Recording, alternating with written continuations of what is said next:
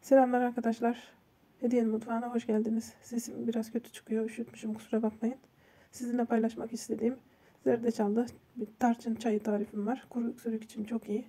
Malzemelerimiz gördüğünüz gibi 1 su bardağı su, 3 çubuk tarçın, zerdeçal ve bal.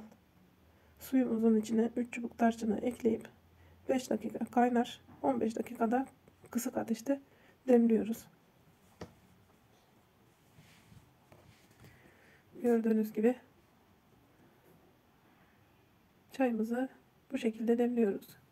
Çayımız hazır arkadaşlar. Biraz daha koyu olmasını istiyorsanız siz 5 dakika daha demleyebilirsiniz. Ben bu şekilde tercih ediyorum.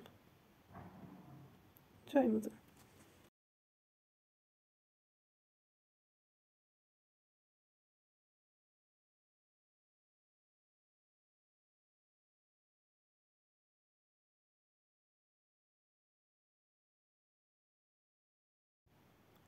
Çayımız hazır. Bu şekilde bir çay kaşığı zerdeçal ekleyeceğim.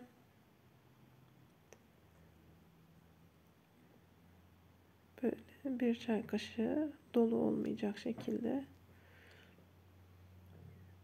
ekledim. Karıştırıp çayımızın ilk sıcağı çıktıktan sonra balımızı ekleyeceğiz. Çay çok sıcakken balı eklemiyoruz. Çünkü hiçbir faydası olmuyor balın. Etkisini kaybediyor. Dileyen bu küre zencefil de ekleyebilir. Ben eklemiyorum. Kuru öksürüğü bu şekilde kesiyor. Günde 2 bardak içebilirsiniz arkadaşlar. Sabah ve akşam. 6 yaş çocuklar için bir çay bardağı yeterli. Tabii alerjileri yoksa. Çayımız hazır. Afiyet olsun, şifa olsun inşallah.